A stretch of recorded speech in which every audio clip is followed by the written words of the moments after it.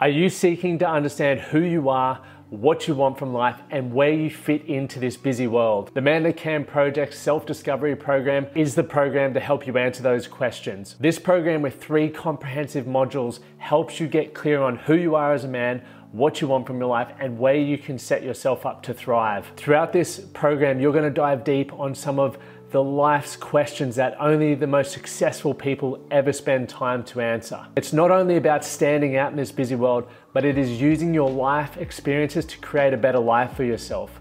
I know that I wish I had this when I started my journey. It would have helped me fast track success and get clear on what was truly important. Once you complete this program, you're going to have a better sense of direction and purpose for your life. You will have more confidence and resilience and a complete roadmap to create the life that you want. Don't wait for tomorrow. Start today. Head over to themanthatcanproject.com and check out the self-discovery program. I can promise you, your life will never be the same. Let's start today with a humble brag. As you guys will have started to catch on over the last couple of weeks, I've been encouraging you to take a humble brag, a moment where you just recognize something awesome that you've done over the last 7 days.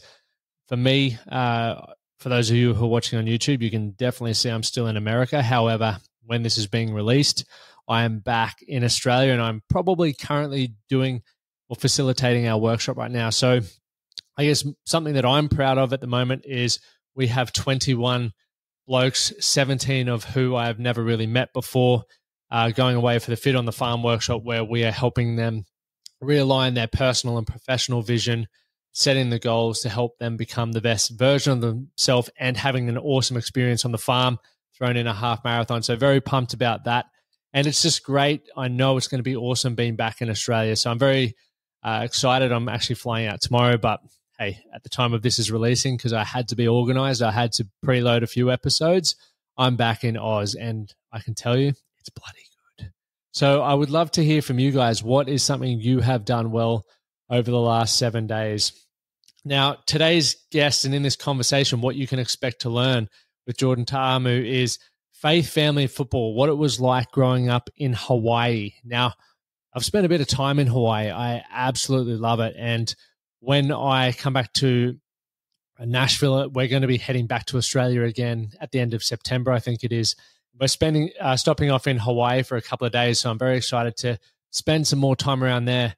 We're also going to be talking about chasing the NFL dream. Now, for those of you who aren't familiar with the National Football League and I guess American football, to even be considered to play or drafted to an NFL team is a huge deal. The population here is 300 plus million people, and they're vying for the spot in, I think, 32 teams of quarterbacks. There's obviously 32 quarterbacks, a couple of backups. So to be able to be drafted and put in that position is a big deal. And Jordan is aspiring to find himself listed with the team. You know, each year he's making massive progress. He was the player of the year in the UFL, which is it's the United Football League, so I've just forgotten it from the top of my head, but he's an incredible player who is playing with the DC Defenders. So some things that we also talk about is what it's like being on the fringe and what drives him, and it may be not what you're expecting. So that's enough from me. Let's dive into today's episode with Jordan. And remember, if you do love this episode, get value from it, take a moment to share it on your socials, tag me. It all helps get more, I guess, earbuds, and eyeballs on these episodes. Thank you guys for supporting the show. Without you guys, it wouldn't be happening. Cheers. Jordan, welcome to the show, man. Yes, sir. Thank you for having me on. Dude, I'm so excited. Yeah, me too, man. It's I feel like I know you, but I don't. You know, this is our first time connecting. We got a mutual friend, Justin or JT, who was on a couple of weeks ago. Yep. But even before I moved here, and I said it to Mac, I've said it to Justin, before I moved to Nashville, I was like looking at people who were around Nashville and friends of friends, because I was obviously coming here with no buddies. So I'm like, I need to find some fit people who are cool people who like golf and training and all that. And you popped up, and that's when I started following you. And then next minute, Justin's training you too. I was like, sick. Look at that. What a small world, right? Here we are, man. But you've had a very interesting career. You're playing. You just finished the season with the DC Defenders in the UFL. Sure. Yep. Which is merged with the XFL. Yep. It's confusing, but yeah, it is confusing. It's all good. But has football been something you always wanted to do? Yeah, I mean, kind of just growing up in Hawaii, it was always kind of ingrained in me to, play sports right away. And I think maybe when I was, 4 or 5, I picked up the baseball for the first time. So baseball was my first love. And then following that was football. So, I mean, I've always been into it since I was younger. And I don't think I even had an off season. I was either playing football or baseball kind of my whole life up until college, where I chose one sport, which was football. What made you choose the football? I just knew I needed to, help my parents out. We didn't come from a lot, but I wanted to, go to a school where I felt appreciated, where it was a full ride, and I just wanted my parents to pay nothing. I just wanted them to come to my games, fly out, and just watch me and enjoy their son playing ball. And football was my only ticket. Unfortunately, I had to stop baseball. Kind of hurt, but I'm glad I stuck with it. That's so cool. Yeah. So like the real motivator behind you was providing for family. Yes, family is such a huge thing for me, especially, us Polynesians. Like, we always put family first, no matter what we do. That's what I love about your culture. Like the Polynesian culture, man, is like big families. Yep. They are always supporting each other. They're always laughing together, always having a good time. It's such a beautiful culture. Yep. Let's dive into the family life a bit before we move into the football. Yeah. What was it like growing up in Hawaii, obviously, and then playing baseball, playing football? Yeah. And then what else did you get up to around those times? Yeah, just growing up in Hawaii, in paradise. I mean, I really didn't realize how much of a paradise I was in until I left. And, a lot of people try to come in, but when I was growing up, I was trying to get out. I was trying to, make a name for myself out there in the States, because, all I've seen on TV was, a lot of people getting, famous off football or sports or anything. And I just wanted to get out and do that. So, but just growing up in Hawaii is so surreal. The food, the people, the weather, everything. Just the way I grew up. And, I grew up in a Christian home. Both my parents, kind of raised me and my siblings to grow up in the church. They were pastors. So they kind of installed faith in us when we were little. I don't know if you heard of the 3 F's, but faith, family, and football. That's kind of our motto in Hawaii. Yep. And everyone kind of goes by that. So just being able to grow up there and kind of, represent with the tattoos, with the language, with the food barriers that we kind of show to the world.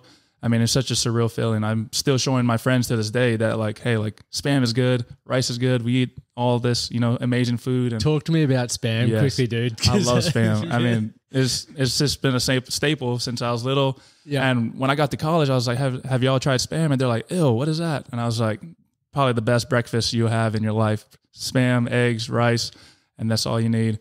And kind of just grew up around that, and loved everything about it. We got some Spam usabis, if you ever heard of it, and rice, Spam, and seaweed wrap, and probably one of the best snacks ever. Dude, you're blowing a lot of Australians' minds right now, because back home Spam is like, you don't touch it. Yeah. However, I've never tried it, so I could not confirm. We have to cook you up. Yeah, I'm gonna fucking test that out for sure, because it's always been something that I avoided. So if it's good enough for you, man, I'm definitely going to give it a crack. Yeah, it's great. But obviously for the family then being the motivator, what was it like for you in high school? Were you just the superstar standout all the way through, or what was that like? Yeah, I mean, going into my freshman year, I wasn't named the starter, but, I knew I had the capability to become a starter. So that whole year, I would say my freshman year is the only time I sat, I would say, on the bench.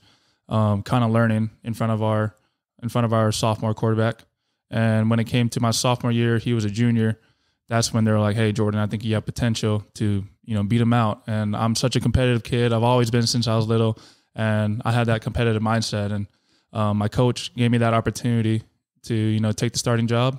I did. We went to championships. Unfortunately, we lost. But that was kind of like, all right, this is my moment to kind of shine in high school.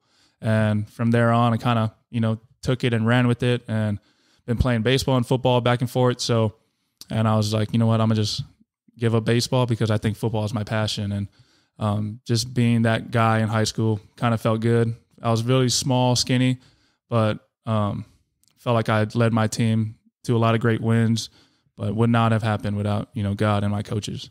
How do you deal with the pressure? Because the sport over here is phenomenal. Probably in Hawaii as well, just the amount of people you get to a game, and the cult-like following behind the teams is something that I've never seen before. And I could not imagine what it's like to play in that. Oh, it's insane, especially as a quarterback too, dude. A quarterback, you got so much pressure on you. And but I've always, like, my dad always said, like, hey, like, you know, block out every noise around you. Just focus on what's in front of you, your game, and let everything take care of itself. And, you know, when I trusted and believed that, you know, I went out there and executed, and it just felt like a backyard football, and, you know, kind of just started having fun and started playing well, and everything just kind of started domino effect and led to where I am today. Yeah, because I read a lot of your stats. Like, you broke records and, like, had huge seasons with touchdowns, yards, and all of that sort of stuff. So it wasn't like you were just sort of cruising through. You were dominating. Yeah, and I felt like that all happened because of the work I put in. You know, I wasn't in high school. I was such a good kid where I wasn't going out. My parents wanted me home before the lights came on the streets. And, you know, I just didn't go to parties or any of that. I just kind of stayed to my lane, did what I needed to do, got in and got out, because I'm so glad I did, because, you know, most of my friends are, you know, they got kids. They're this is a high school. They got kids in high school. That's wild. You know, they're not, like, really pursuing the dreams that they wanted to pursue in sports. So I kind of made sure I kind of hung out with the guys with the similar goals as mine. And, you know, those guys, you know, went to college and didn't go as far as I did, but, you know, our tight group in high school kind of made me to where I am today too. It's cool that you were able to distinguish the difference between the people who were just comfortable doing what they were doing. And look, there's nothing wrong with that, but as yourself being a driven individual, recognizing that you needed to get around those people to sort of push you to go further, to get to where you wanted to get to. Yes. What was it like the day that you got offered to go to college after all of those sorts of things? Yeah.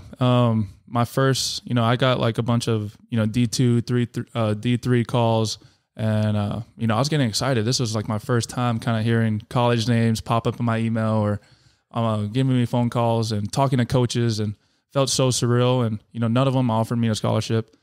University of Hawaii called. I got super excited. And that was your dream, right? That was my dream. I just wanted to go there so my parents can just, you know, easy drive 30 minutes to come watch me play. And I was easy. But unfortunately they're like, hey, like, we want to, you know, unfortunately our quarterback spot is filled up. We want you to walk on and play safety. And I was like, that's a whole different position. Like, I played safety before, but not at that level. And I just knew in myself, I believed that I was like a quarterback, and I didn't give up. And what was so crazy, this is the craziest story. My old lineman was getting filmed. You know, he was getting recruited by this junior college, and in his highlight film, I'm in the background. And this junior college coach is like, who is this guy? Like, looked me up, saw I had 0 offers. So he was like, all right, let's give him a call. So he gave me a call, and he was like, hey, Jordan, like, what's your story and stuff? So I told him my whole story, and he was like, I think I'm going to fly out to Hawaii to watch you throw. And I was like, all right, let's do it. So he came out to watch me throw. He flew in from New Mexico. He watched me throw. As soon as I was done, went home, got the phone call that night. They're like, Jordan, like, we want to, you know, give you a full ride to New Mexico Military Institute. And they're like, I know it's a junior college, but, you know, there's a lot of other quarterbacks that, you know, went that route, you know, that went to the junior college route and, you know, succeeded. And they sent me all these quarterbacks' names. And right then and there, I was like, this is a sign. Like, there's I know my plan that God has made is like for me not to go straight away. I know there's going to be a roller coaster. I know it's going to be mountains and obstacles. And, you know, I can't be fortunate like a lot of guys to go to a 4-year right away. And I was like, maybe this is my path to take this junior college route. I've always said, like, my goal was to have my parents pay 0 money to go to college. And this was it. This was going to be the start of it. And right then and there, I called him right back. I said, Coach, I want to come there. I don't care. It's a military school. I'll shave my head bald. I'll do whatever I need to, wear uniforms every day. And I'm bought in. Like, you're gonna have the hardest worker on your team. And hung up. And from then on, kind of came on campus. Next thing I know it, I'm like, shaved head. I'm bald. I'm walking around. I'm 175, soaking wet. I'm like, no facial hair at all. Just kind of wandering around in Mexico, seeing tumbleweeds for the first time. I was like, where am I? Like, this is not the beach. This is not Hawaii. Like, and let me tell you, I was miserable that first year, but, you know, I trusted the plan, and that's what got me my first scholarship. Dude, what a story, man. It shows the power of having a vision, like knowing that you just didn't want your parents to pay. Right. helped you see that as an opportunity rather than almost like just a big no and like right. and it's led you to where you are now. So I think for me, one thing that I'm big on is like knowing the direction that you want your life to go in, because it helps you formulate those next decisions. 100%. And when you're doing things for your family, man, you can never go wrong with that. Never. So what was it like military school? You said it was a bit challenging, probably similar to me moving here. It's like challenging, making new friends, being in an unknown environment. But once you sort of get a bit of momentum happening, how was the football going there? And then what happened next? Yeah, kind of like you were just moving away from family or like what you're comfortable with and moving into an area where, it's very uncertain, So, just going to New Mexico, it was Roswell, New Mexico. So it was like known for like Area 51. And like those were like alien town central. And there was a museum. Really? A million would go to that museum and a million would leave disappointed just because like, I don't know, it just didn't relate. But it was crazy. First year, it was definitely a struggle. Missed my parents, missed home, the food, just everything about it. But I stuck to it, and I knew I had a greater purpose. And unfortunately, my first season, right before we even started our first game, ended up getting hurt. What'd you do? I thought, this is going to be another crazy story. I thought I like tore my ACL, but they told me, hey, like you have a sprained MCL. And I was like, okay, like that's good, right? Hold on, you thought you tore your ACL and they said you had a sprained MCL. And they said I have a sprained MCL. We didn't do MRIs, nothing. Like this was my first time ever getting hurt, like first time seeing a doctor, first time going into like in a medical room. Like I never like done that before. And like, being like a 17-year-old kid in college, I just trusted him.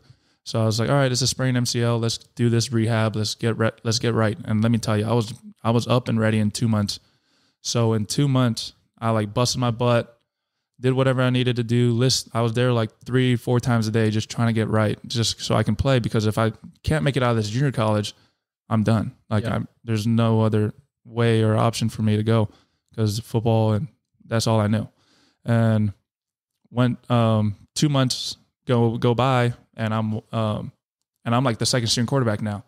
And now like I would get jumped into this game, and now I'm like playing backup quarterbacks, and I get a couple games in. So that burns my red shirt. So there goes my red shirt. I'm 17 years old still. Now I'm 18 years old, going to my second season at this junior college. And I'm like, hey, like this is all or nothing. This is my second year here. I don't even know if I can have a third because my red shirt's gone, and I got to leave it all out there on the field. First football game, I will never forget.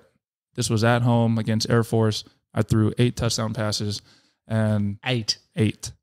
That's like what most like get in a season, right? It was that's a lot of guys get in a season. I threw 8 my first like ever starting, and like that's what kind of like sparked up kind of interest from different schools. They're like, who's this kid? He just threw 8 touchdown passes. I'm all over social media. Like I get like junior college player of the week. I'm getting all this attention, and I'm just like, all right, don't let this get to your head. Like play your game, and let's see where this goes. So we start winning games, we start playing, and then Ole Miss was one of the first schools to kind of reach out to me. Coach Ben, I will never forget him. Agamua, he kind of hit me up, and he was like, hey Jay, like this is Ben from Ole Miss. Just watched your film. Just keep up the good work. Just know we have an eye on you, and that motivated me even more to become, I knew I had more in the tank. So I was like, all right, let's do this. Let's keep winning games. And by the end of that season, I ended up finishing, number 3 or around there, top 3 quarterbacks in the junior college that year. And, it was a blessing. And from there on, I got like a couple D1 offers, and Ole Miss and Minnesota was my top 2. But, that junior college route was insane. Made it out the mud. It was nuts. What was it like, obviously, when you got that phone call? You said obviously it was motivating, but did you feel added pressure because you're on such a high? Like that game is a blinder. Right. I felt a lot of pressure. I'm not going to lie. I was, still, 18, 19, and I was just like, oh my gosh, like SEC, like that's been my dream. Also, just to play in the SEC if it wasn't Hawaii. So, just to kind of hear that from a coach and just know that he's watching. I had to pray every day. I had to make sure I was reading my Bible. I knew exactly what I needed to do to, get in those right steps and move forward. Because it almost gets a little bit more daunting. Like when you know you're so close to achieving what you've always dreamed of, because then you start thinking, I hope I don't mess this up. Whereas when it's maybe a little bit further away, like I got a bit of wiggle room to achieve that. And that's from my experience as well, where it gets a bit daunting. Then what does your, has it changed over time, but like your routine and prep? So an average training week, what were you doing extras to sort of get above and beyond? And especially as a quarterback, like you got to be sharp, you got to be reading the play well, you got to be obviously a pump arm as well. You know, that junior college prepared me a lot, not only education-wise, but, you know, the coaches there, you know, they treated us like family. I'll never forget Coach Thatcher and Coach Fortuner. They, you know, brought me into the office. We've done a lot of film review.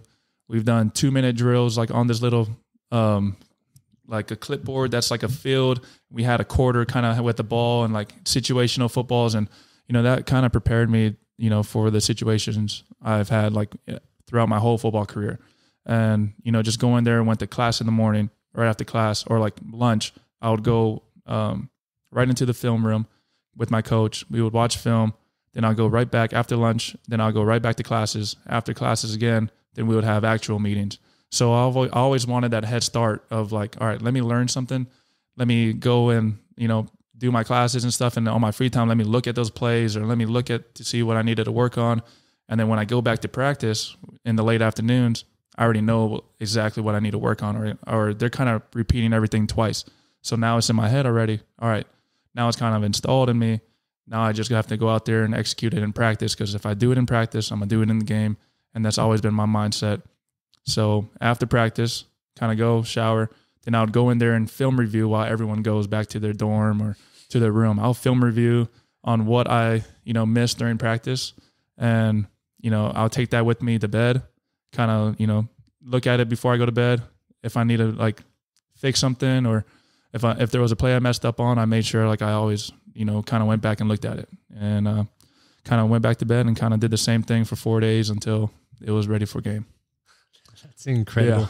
I think there's a lot of research around doing that now as well. Like any problem that you have or things that you want to get better on, spending a bit of time before you go to sleep, and then like your subconscious starts doing whatever it does while you sleep, and then you wake up and you're like, Sometimes you dream about it. I don't know. You know, just like you dream about your mistakes or how you fixed it, and next thing you know, it's in your head. Even for tests. I mean, I've always just like, all right, study right before I go to bed, and it's in my head while I'm sleeping, and then when I wake up, I go out there and ace it. I think that's where you beat me then. I didn't study too much, unfortunately.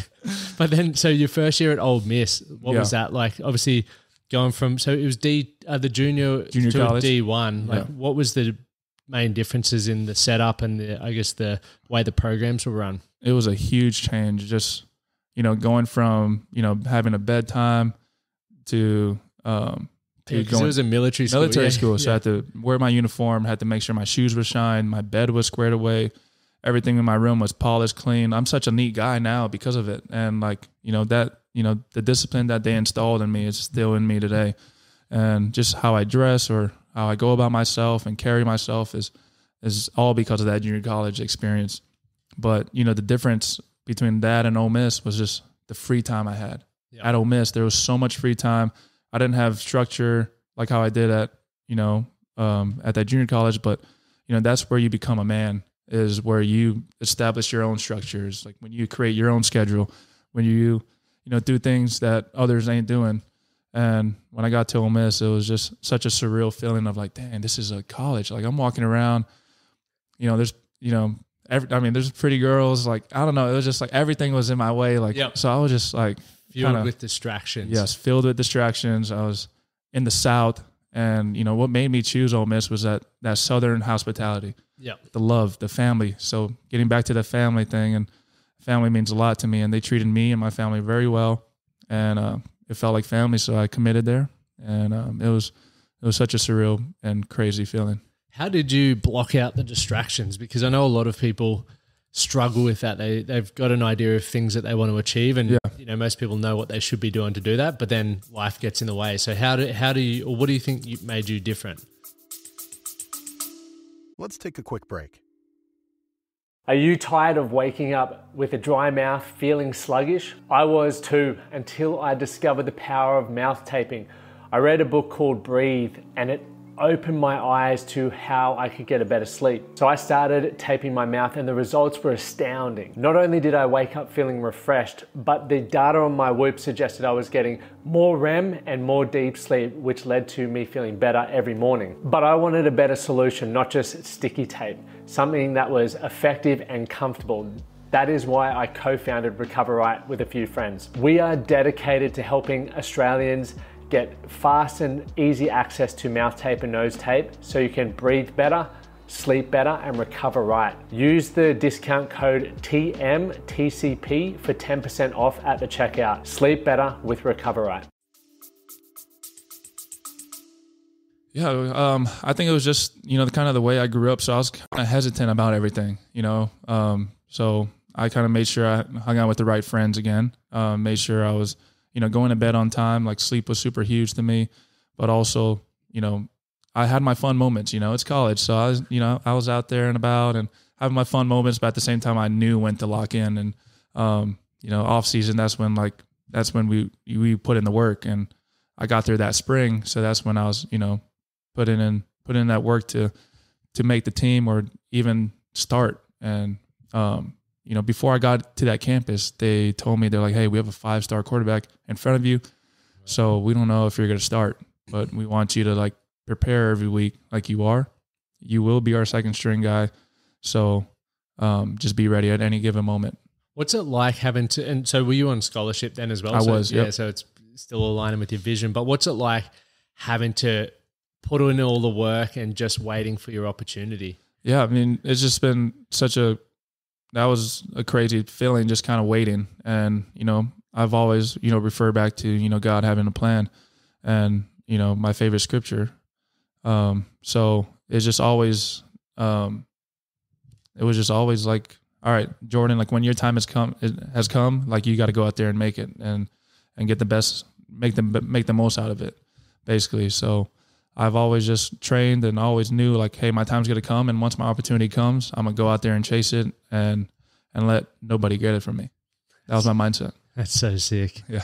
And obviously then from a couple of years at Ole Miss was the goal to go into the draft and do all of that sort of thing. That's generally the next step. Yes. My goal was since I was little to always play in the NFL. Marcus Mariota was one of my, role models growing up, and just watching him play. A lot of people say we play similar alike, and I took that very, very heavy. I was like, damn, do I really? Let me just read option. Let me just throw in the run. Let me do all of this. So just having that role model, just being another guy from Hawaii, I've also wanted to give that. I wanted to also be a role model to the kids at home. Hey, you don't have to go to a 4-year right away. You can start at this junior college. You can work your way up to the next level. But my goal was to always get to the NFL. And from Ole Miss, what was crazy is how I got the starting job was a LSU game, 8 p.m. in Oxford, Mississippi, where, we're halfway through the season and the starter gets hurt. And that's when they're calling my name. They're like, Jordan, get out of here. So I'm running to the field, warming up. What was that moment butterflies. like? Yeah. I had butterflies in front of, I don't even know how many people were in the stands. What was crazy, you know how crazy God works? My parents were in the stands that game. They came to that one and only game. They just wanted to come to a SEC game, and they chose that game. And for me to jump in there second quarter and, do what I did and kind of earn my starting job, it was so crazy and so surreal. And it's crazy how God, put that all together. It was for my parents to witness that. Did you obviously you've had a chat with them since then. What was it like for them being there to witness that? It was crazy. They didn't know I was going to play. Nobody knew I was going to play. And they're like, who is this number 10 guy coming in? And I just go in there. I, referred back to my training. I was like, I was made for this moment. I trained my whole life. I, prepared every week, like the coaches said, to just in case this opportunity may come. And the opportunity came, took advantage of it, and went out there and started throwing the ball left, right, started running. Everyone's looking oh my gosh, this guy can play. And I was like, I told y'all I can play. I had it in me this whole time. Just give me the opportunity. That's all I need, and that's all I wanted. And God gave it to me, and my parents were just so proud of me after the game. Another blessing after that game, I come home to a new truck in my front yard. my parents surprised me with it, for all the hard work I put in, and it was crazy going from not starting to my parents in the stands to going home to a new truck, and then having my friends and family there kind of celebrating with me at my own house was crazy. Well, so obviously the success of that moment as well, coming home to the new truck, family around. Right. Was it back to work the next day, or did it sort of have this honeymoon effect? I think it was like a honeymoon effect. Yeah. We had the whole weekend. I think it was a Saturday game. So like we had that, Saturday night, then we had Sunday off, and then Monday was kind of like an easy day, and then Tuesday back to work. So got to like, damn, like I was laying in bed, Saturday night, like I can't believe this is happening. Like, God, you answered my prayers. Like, this is amazing. So, and then once Tuesday came, I started I went to the practice field, and usually where the starters go, I wasn't going there. I was going to like where the second string goes, and they're like, "Hey, Jordan, you got to go over there. You were the starters now." And I was like, "Oh yeah, I forgot." Like, so it's like they had a whole camera crew out there. Really? It was crazy. What's it? So, but yeah, being a starter, like, what is the differences there at training? Obviously, you said camera crew and all that sort of stuff, but just rundown. Having the cameras in front of you at practice, going to interviews after practice. And it was so many cameras in your face, and I'm just like, dude, this is crazy. They're like walking to the camera. They're like, Jordan, what do you think they're going to ask you? I'm like, I was young. Like, I didn't know how to talk. I was like, I don't know. They're probably going to ask me how I'm feeling about the starting job. So I was just like super nervous, but at the same time, excited about that, journey that I was about to go on. So it was just different. Just, everything's different when you're a starter in practice. Everyone kind of relies on you and looks at you for, leadership, and you just get thrown into leadership. Yeah. Yes. What was the added pressure that you experienced, and how did you go about handling that, especially stepping into that leadership role? Because you're the quarterback, right? You run the show essentially. Very hard for me. I'm such a soft-spoken guy, but at the same time, like I do love leading, and I'm competitive. Like my leadership, how I show leadership is through example. Yep. Like, hey, follow me because I'm doing it right.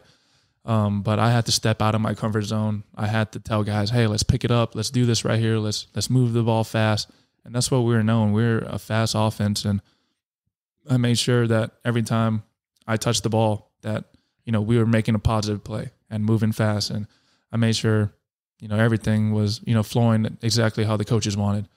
And, that was our level to success is, playing within the system, doing what I needed to do to lead, and executing. And how did you know you were ready to sort of go to the draft? Is there because there's obviously a timeline, right, when you have to declare, but was there a moment when you're like, yep, I'm ready to go? During my senior year, I thought I had a great showcase for myself. And, kind of put everything out there on the field. I wish we had a better, record going, finishing that year, but unfortunately we didn't. We didn't have a bowl game at all because of the sanctions that we had. Yep. We had 2 years bowl uneligible. Why is that? We had some altercations with our coaches before I got there. Yep. So they're once our coach resigned from being head coach, then we got these allegations against us, and 2 years bowl ban, and a lot of guys left. But the guys who stayed, wanted to stay and build the program, and wanted to, finish their ball at Ole Miss, and that's what I wanted to do. And so I was in my last year there at Ole Miss, and, got invited to the combine. That was amazing. And this is another crazy story, is that at the combine, they were feeling on top of my knee. Remember when I said I hurt my knee my freshman year? MCL strain. I figured it out. They're like, hey, we got to take you to MRI. Your knee's kind of loose. And I was like, okay, it's been loose for 4 years, but I've been playing on it and running and cutting, doing everything under the sun on my knee. And they're like, all right, let's go to MRI. Let's check it out. I come out of the MRI, and they said I had a torn ACL. And I was like, are you kidding me? I felt this my freshman year when I was 17 years old, 2015, and it's 2019 now when I'm at the combine. I said, this doesn't affect me and stuff. I'm still running faster than most guys. And that's incredible that you perform so well with a torn ACL. The doctor was like, dude, this is insane that you're, cutting the way you do. You're running the way you do, because most guys can't do that without an ACL. And here you are, a living miracle, walking miracle, just even running on it. You know what I mean? So to be able to do that is just insane, and just tells you how powerful God is, and to do that all 4 years, and that sadly, dropped my draft stock a lot. Yeah. Did you end up having surgery on it, or no surgery at all? Like, I wanted to play right away. I just didn't know what to do. I felt fine. I'm still fine to this day. So you literally haven't had surgery on it since? Never had surgery on it. 2015, what is it, 2024? Yeah, nearly 10 years. Yeah, and I've been fine. Nothing's been a problem with it, and that's what scares a lot of teams is, a guy that's already hurt or a guy that, has something torn. Yep. Even though I said many times and passed a lot of physicals and that it doesn't affect me.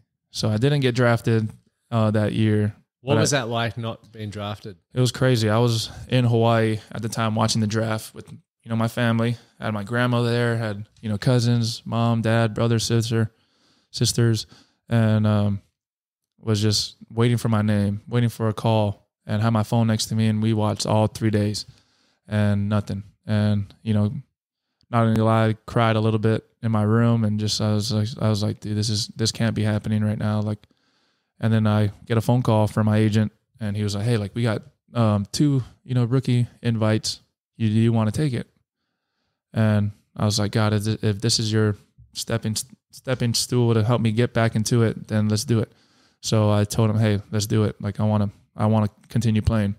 And is there a moment there where you sort of felt like pulling the? I don't know. I just didn't want to give up. Yep. I didn't want to throw in the towel. I never had that, like, that doubt in my mind. But right, I mean, as soon as the draft ended, reality hit me quick. I need to figure something out. But I wasn't thinking about that. I was mixed with emotions. And when my agent said I got these 2 rookie mini camps, I made the most out of it, and got the call later, and Houston signed me to their team, so I was the first. That was my first, kind of pro experience. NFL experience was with Houston during the preseason. What was that like? It was crazy. I mean, they got me in there like 1 week before preseason, so I was like trying to learn the plays, and a guy coming from college to the NFL and trying to learn those plays. How big's the playbook's pretty big, but for the preseason, they like try to like slim it down for you. But coming in a week before a game and then trying to like learn all of that plays and the verbiage and a person from going to no huddle to a huddle, kind of have to go in the huddle and like saying the play and like kind of hearing it in your mic and saying it out loud. And then, all right, now visualizing it, now say it to the rest of the team. Now go out there, see the defense. A lot was spinning was in my mind. And I just turned 21 too. So 21-year-old out there just trying to, learn the best I can and study and show the coaches that I belong here, and did the whole preseason. Unfortunately, got cut after that preseason. They're only keeping 3 quarterbacks, but felt like I've left a good impression. And that was 2019. Was that hard being It was cut, very obviously? hard. Yeah. Very hard being cut, especially for the first time. I mean, they're like, hey, like, there's these grim reapers walking around, which is just like people in the office. Like, once they grab you, like, then like, all right, I'm about to get cut. It's just a brutal business, right? It's brutal. I mean, I've got cut so many times from many teams, and it's just not a good feeling every time it happens. What keeps you going? Like, what's? Yeah, I mean, just the ability to play a boys' game, just to have fun and to do this for a living and to continue to show kids, especially in Hawaii, that like, hey, you can do it if I did it.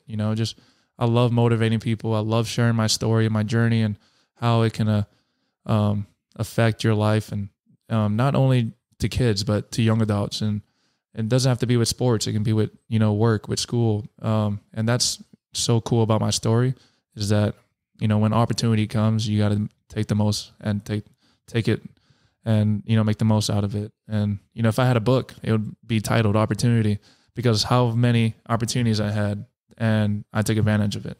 And now I'm just waiting for the next. So good. Just being ready for whatever those moments are. It's you've got such a resilient and or a resilient mindset, and your perseverance is incredible. Like, I just think about so many people that I know through sports growing up, and even myself, I pulled the pin at the first being cut from a team, and just say I'd have a tantrum because I was 21 and didn't know how to handle things, and I didn't have a bigger vision. For me, it was just I wanted to be famous and get paid to play footy. Right. But your ability to continue going back to why you're doing it in the first place and just overcoming adversity is incredible. Like, really, really inspiring. For you now, so you're 26 or 26, yes. Still young, man. I'm 33. I remember when I was 26, I was like, man, I'm old. But now I would kill to go back to 26. Right. I feel old right now, but my body feels so young. Yeah. Oh, man. You're killing it. But Kurt Warner went through XFL, right? Like, I was watching a... Yeah. He did like a arena league. Yeah. Sorry. And arena then, league. Yeah. And then got back into it.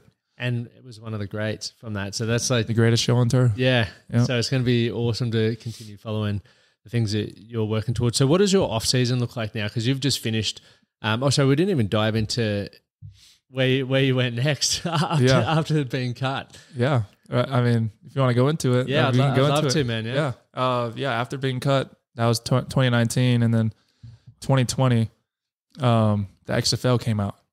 And that's, Vince McMahon, kind of bought the league, and I was like, wow, this is cool. Like, my agent called me and said this could be a good opportunity for us, and I was like, this is how crazy is it that it aligned to like when I graduated too, so it was perfect. So, St. Louis hit me up and they were like, hey Jordan, like we want you to be our quarterback. We had a little stint with the Houston Texans, and we're excited about the way you play. We want you to be our starting quarterback. So I was like, yes, let's do it. Signing bonus, everything. And then signed that. And when I got there in December, I remember all these other quarterbacks that were on other teams were either in the NFL or they've played a lot in the NFL. So just me being the only college guy coming straight out of college was kind of humbling. So it was very, very unique. And I was just like, okay, this is now I need to make a name for myself because all these guys already have names. I need to make my name for myself. And, St. Louis brought me in with open arms, got a good following from them before the season even started. They're like, how did they know how I even play? I haven't even played a snap yet. That's so good. St. Louis was amazing town. My first game there, just playing. We played actually in Dallas, and, that stadium was packed out, and we got so many views. Like, damn, spring football is back. So everybody was watching, and, balled out that game and won. Then we got to play in St. Louis, and let me tell you, St. Louis was jumping. It was, I don't know. I think we had 30,000 people in the lower bowl, and then, 40,000 on the top. And then they were just kind of building, sucks that COVID, kind of shut it down. But, getting that opportunity and playing there, I played super well, super efficient, and knew that all right, after this, I'm going to get another opportunity.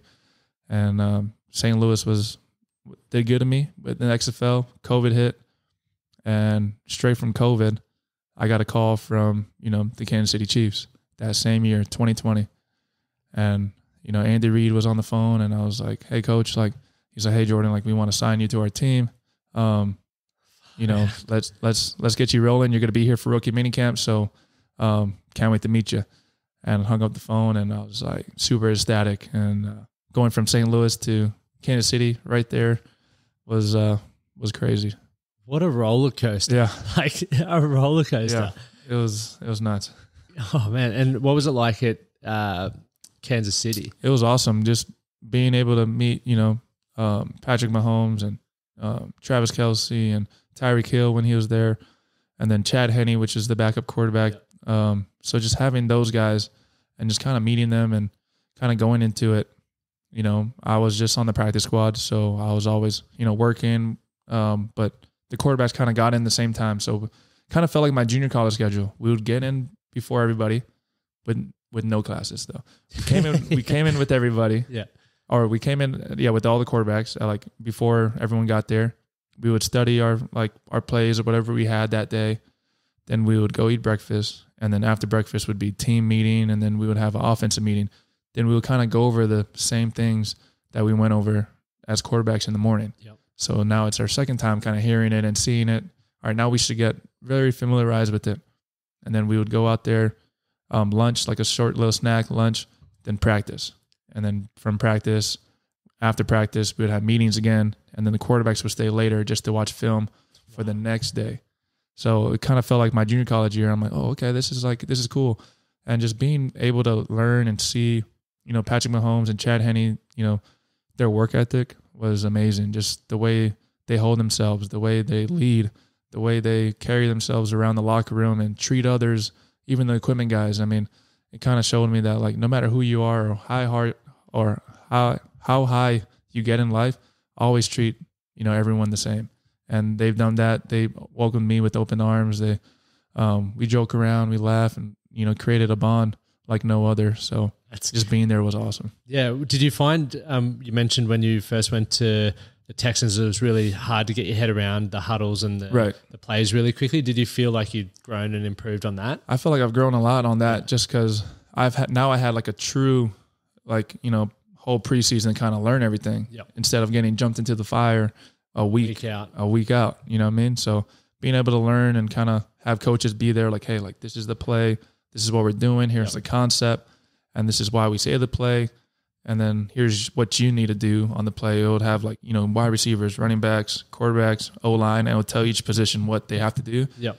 And it told me exactly what I needed to do, how many steps I need to take for my drop back, my progressions. So, like, it became so much easier just being, with that organization. That's so cool. And obviously over the next couple of years, you've been in practice squads and then back in the XFL and now the UFL.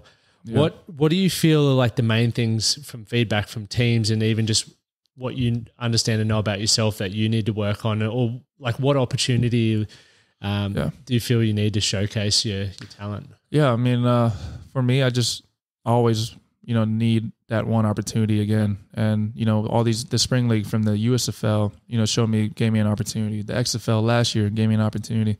And then the UFL again this past season gave me an opportunity. So each time I try to get better, if it's, reading the defense, or if it's, my mechanics, or if it's my footwork. And, I felt like each year, I'm always, setting a goal for myself to finish first in passing yards, and first in completions, and first in all of that.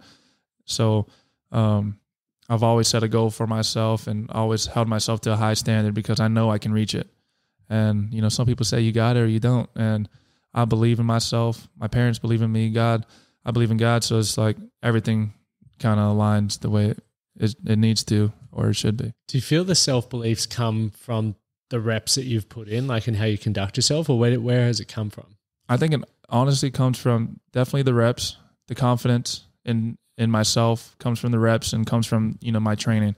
When I'm out here in Nashville, I train to, become one of the best, like, quarterbacks in that league. And if that's, throwing 3 times a week and working out 5, then that's what I need to do. But everything, has a goal, and everything has you got to make a plan for that goal. And the offseason, you got player of the year last year, right? You cleaned up. Right. What was that experience like? Obviously seeing your hard work pay off and the recognition coming from that. It was awesome. I last year when I winning that MVP, and that was huge. Like, for the Aussies that listen to this, it's such a big sport. Like, the population of America is 350 plus million people. So to even be in the league is like let's just call it 1%. 1%. Yeah. Like, so you're already significant, and then you're getting the MVP. Like, that is incredible. Yeah, winning that I didn't even know I was going to win that until, they played a video on the screen, and, I saw my pastor up there congratulating me, and then I see my parents and my friends and family. It's happening. Yeah, I was like so surreal. I was like in the middle of, like, chewing some, like, fruit roll up or something like that, and I was, like, watching the screen, and I said, "Oh my gosh, this is happening." I wasn't lost in words, and I was super grateful for that trophy, and getting all the way to the championship and having a winning record. I mean, that was such a great feeling to have, and would not have done it without the team, without my family. Man, It's awesome. And what does postseason and preseason look like for you now? So obviously you're in the off season until what, like December? Hopefully till December, yeah. Yep. Or right now, my whole goal is to kind of get back into the NFL. Yep. And they're on a 5-week break right now, and I want to get back into it. Does that feel like a lifetime? It feels like a long time. I'm like, damn, now I got to wait. But at the same time, it's like, all right, this is good because I just got done with the season. Now I can rest my body. My body's good. Got beat up this past season, but, I'm still standing, still running around.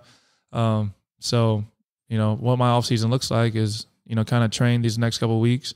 Hopefully I get a call, for the preseason and all that. And, hopefully I can stick to a team. Yep. But, you always have to have a plan. If that doesn't happen, I'm going to keep training this fall and, hopefully go back to the UFL again to make another name for myself, to make another stand, to prove to everyone that I can still play and that I'm still doing it. Do you have like a manager or someone who's actively out there trying to negotiate with teams? And stuff? He's working for me right now. I do have an agent, so without him, being on those teams would not be possible.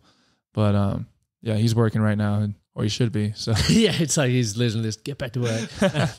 But it's exciting to see all the hard work pay off, but then also get I guess for me, an inside scoop, because I remember watching quarterback, and I'd never really followed American football beforehand. Like I'd watched Brady a few times back home, but NFL's growing, and now when I watch quarterback, you start to see the lives of people, and then I started seeing that quarterbacks not only have to play incredibly well, but the study that they do and how meticulous they are, and I became obsessed with it and had my first fantasy league this year, which was awesome. That's a great show, by the way, to kind of give that inside scoop of a quarterback's life. Everyone was texting me like, damn, this is what you have to go through. Or I would have never thought it. I thought it's like rock up a training, collect a couple of $100 million a year, like pretty good lifestyle. But obviously there's a lot of hard work to be at the top of that as well.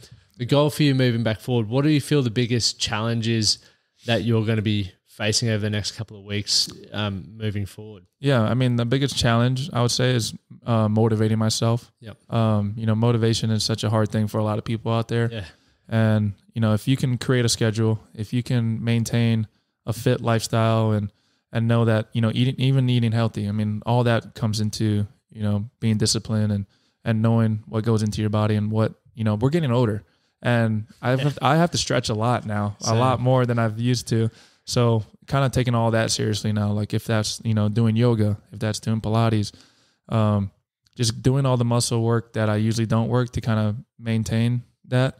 And, I got to make sure I have that discipline, waking up early and getting enough sleep and putting the right things in my body. And I think that's going to be the hardest thing for me these next couple of weeks. And how do you go cope, or not even coping, but dealing with obviously the time away from family? You were saying it's a bit challenging for you to go back to Hawaii during this off season because you've got to be working and waiting for that call. Yeah. So, I mean, I try to go back once or twice a year to kind of see my family, my siblings, my nephew. So just going back, I try to plan around, the holidays where, all right, I can let loose a little bit. I don't have to worry about training or working or doing any of that. So I try to go back, every Christmas and New Year's. I feel like, spending Christmas time with your family is one of the best gifts of all. And that's what I want to do every year, and that's what I plan on doing. So it's definitely tough. Good thing we have FaceTime. I mean, dude, it's so good. Hey? It's so nice. So I try to FaceTime them a couple times a week, but they know I'm doing well. They know I'm working, and I try to leave them and let them be as well. But at the same time, like family means everything. Yeah, man, that's awesome. Yeah. Well, Jordan, I really appreciate you coming on the show, dude. And I also look forward to getting some training sessions in and continuing to get to learn more about you. And hopefully, mate, I'm genuinely excited to watch your journey unfold because from what Justin's told me about you, and obviously having a few texts back and forth on Instagram and watching your work ethic, but also seeing your work prove incredible results, dude. I can't wait to see you named in the NFL. Yes, sir. Thank you so much for having me. And I'm so happy to, share my journey and my story on this podcast, and can't wait to see it out. Cheers, brother. Cheers. Thank you. Thank you for listening to the Man That Can Project podcast. My name is Lachlan Stuart, and I hope you enjoyed this episode and found it helpful. If you did, please take a moment to rate and review the Man That Can Project on your favorite podcast platform. And don't forget to subscribe to stay up to date with our newest episodes. We'll see you again next time.